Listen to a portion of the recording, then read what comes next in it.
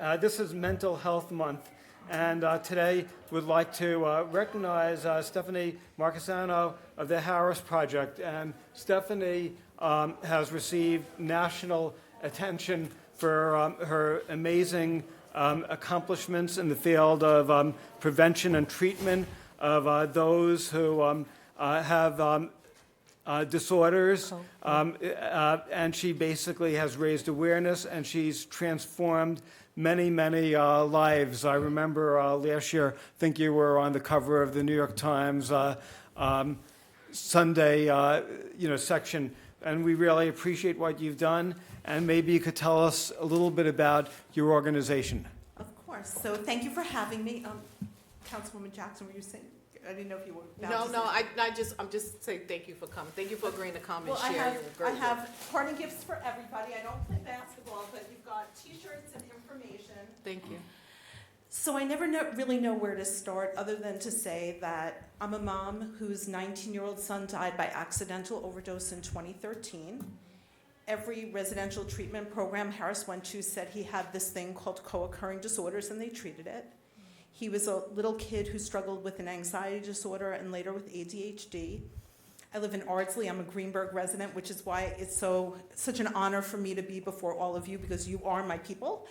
And when he died, it was abundantly clear to me that co-occurring disorders was something that people didn't understand. I'm a former PTA president, school board member, bringing in programs and thinking that we were making impact. And my daughter was a senior in high school when Harris died, and I thought, we're going to figure this out. What I didn't know then, and what I certainly know now, is that in my tragedy, I'm probably one of the luckiest people in the world, because living in Westchester County, I have had the incredible honor of working with people in the professional space, government, local government, first with, County Executive Latimer and with Commissioner Michael Orth from the Department of Community Mental Health, to make real impact in this space. So when you think about co-occurring disorders, I'm saying this because most of you know me, but I really want people who are at home watching to think about themselves, their loved ones. Every time I do a podcast or there's an article, I hear from people who are like, oh my gosh, this is what it is. So I want people to understand first that co-occurring disorders is the combination of mental health challenges and substance use issues.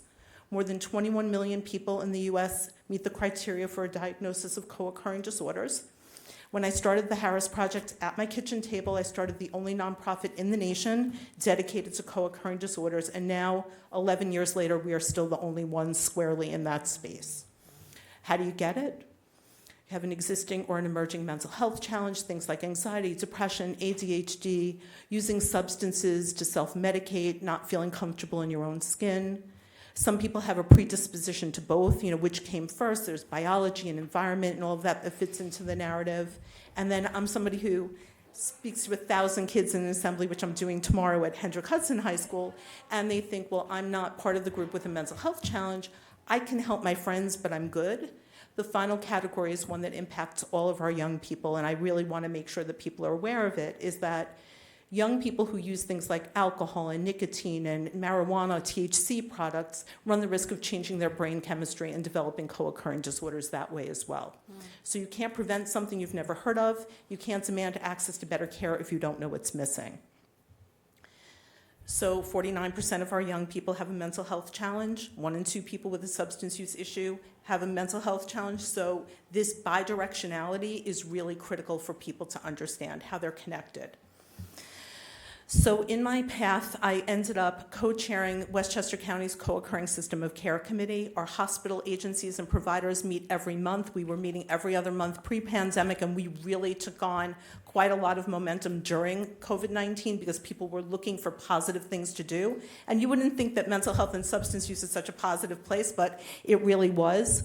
So I co-chair the co-occurring system of care committee. People are welcome to attend their public meetings where we look at best practices, where we work with our providers to get better.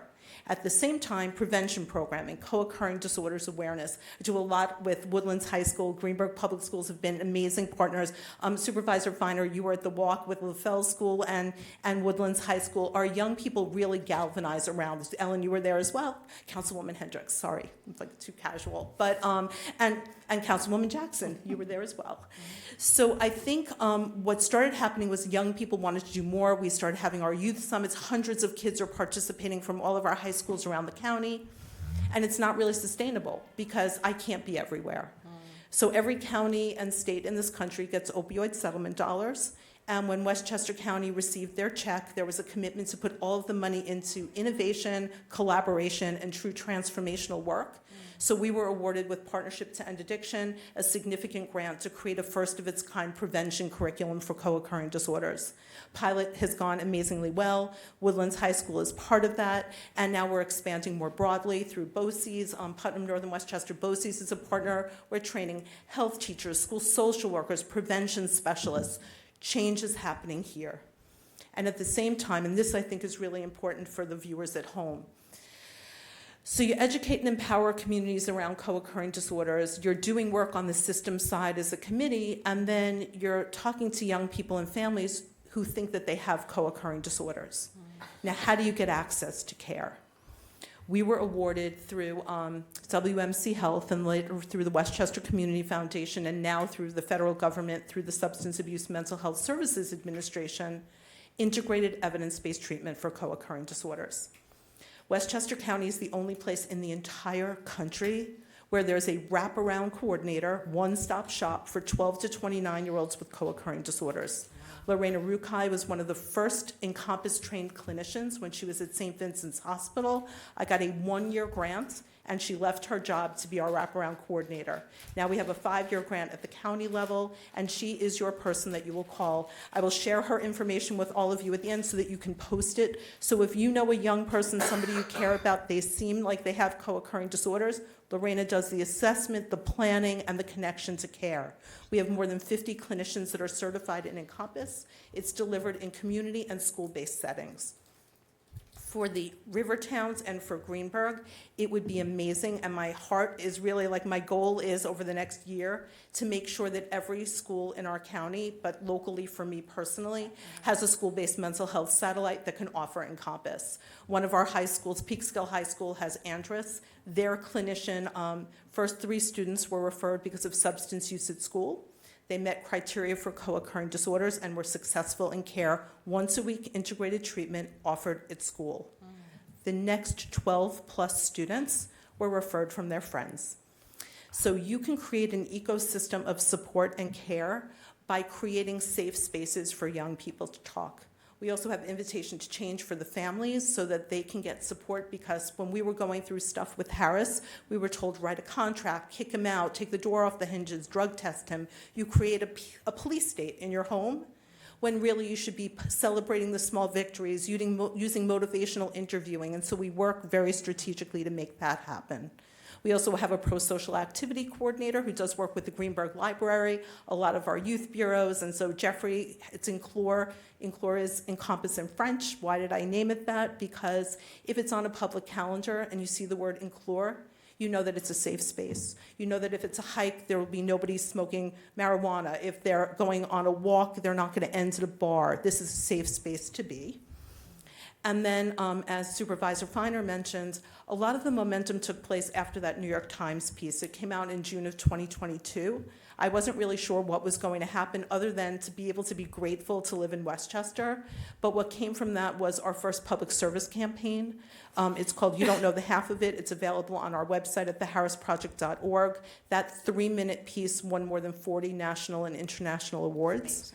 It's really impactful. Every single line from the film came directly from lived experience, most of which were Westchester residents. And from there came our collaboration with Us Weekly magazine called The Missing Issue. It reframes celebrity stories so that you can learn, when celebrities struggle with their mental health and substance use, it's often sensationalized. We don't really look at the person behind the story or what might have brought them to the space that they're in. This really reframes their stories by taking the sensationalism and sort of putting it on the side and really talking about what they struggled with along the way. And it's really been an incredible tool for people to learn more about co-occurring disorders, create more empathy and stigma, and really find the way to demand access to better care. I will say that I have copies of the magazine for everybody on the board. The online version, in the first 10 days that it was out, got 2 billion impressions online. And so we're hearing from a lot of people, every county, every town, every state in this country has things like opioid settlement dollars. Not everybody is looking at it as innovatively and creatively as we are here. My calendar is full with other states that I'm going to share the work we're doing. But honestly, this truly is something that would not have taken on the life that it has without the belief of people, like I started, with people in local government, with people at the provider level, with our school district personnel, people who are so taxed and have so many things on your plate, to develop this vision that this is worth the time and energy, and to say this is a wing and a prayer because there's not a lot of integrated funding. Our state system is still very siloed. I remember crying here at a meeting several years ago where I said, I don't know what it's going to take for the change to really happen, but I took my ball and my bat and I came back home to Westchester, and that right here is where we're really making it happen. So thank you so much to all of you for all you do to help me do all that I do. Thank you. Thank you. Thank you. Stephanie, I just want to say that I remember when you started this journey, because I was working at the Board of Legislators at the time with Ellen Hendricks, and your story was so heartbreaking, so tragic, and you have turned that story into a movement. And that is saving so many other families from the tragedy that you experienced. So you deserve so much kudos, so much praise, so much, I hope, of your own feeling of satisfaction that you have taken this beyond your own experience into a bigger place where you really are helping so many people. Thank you so much. Thank you. I feel Harris on my shoulder all the time. Yeah. So thank And you. I do please urge people to watch this video. I've watched it several times, and each time I get chills. You really get a sense of what these kids are feeling and experiencing, and it gives you a sense of understanding of what they're going through and how they ended up turning to drugs to self-medicate.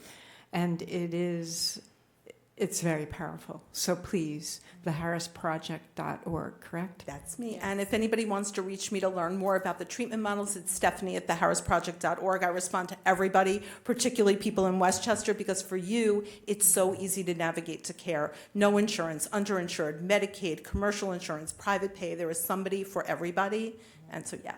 And I just want to, sorry.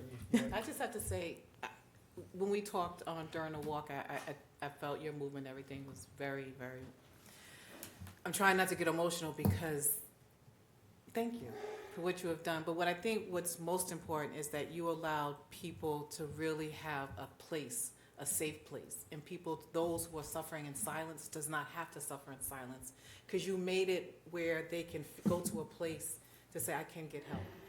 If the kids doesn't listen, if the children don't listen, but at least you gave a resource for the parents. Because everyone knows, all of us who are parents know how challenging it is to raise a child. Whether they do have mental illness or they do not. Across the board, it is the most challenging job ever. So I thank you for taking your tragedy and then making it into something good. And I'm glad Harris sits right on your shoulder, because I promise you, he is so proud of you. He is so proud of you, of everything that you have done, not only for him, but what you do for others. So from my heart, I am so grateful that you came today and really accepted to come and really speak and let everyone know the work that you were doing. So again, Stephanie at theharrisproject.org. theharrisproject.org. So please reach out to her. Yeah, and I'd just like to also, thank you for all you've done. I remember when you started this, and I also think that you proved that one citizen could make a difference, and you've accomplished more than most elected officials, most citizens. practically anybody I know, because you've really changed, thousands and thousands and thousands of lives throughout the country. You've inspired people. You've raised awareness for a major problem, and the world is a better place because of you. And you should be really very proud of your significant contributions to the cause and just making people's lives better. So thank you. Thank you. And I do want to say I carry 100,000 plus young people on my back as well, because they really did buoy this work along the way. Every time I presented, and they were like, I'm sorry, why isn't anybody else talking about this, and what can we do? And so it really was the youth that inspired the change to start. And we have to thank Jensen, Yes. Stephanie's daughter, and her husband for giving her to all of us and all our children. Thank you. Thank you. They're great, and they keep me steady. So thank you for acknowledging them, Ellen. Thank you. I was trying to find, I couldn't find it by harrisproject.org. It's the Harris Project. You have to put the THE in the front of it. Yes, you have to have the THE in front of it, and then you should find me. Yes. You will find it if you put the THE in the front. Yes, absolutely. It threw me for a little bit. Thank you so much. And thank you. Thank you, Stephanie. Appreciate it.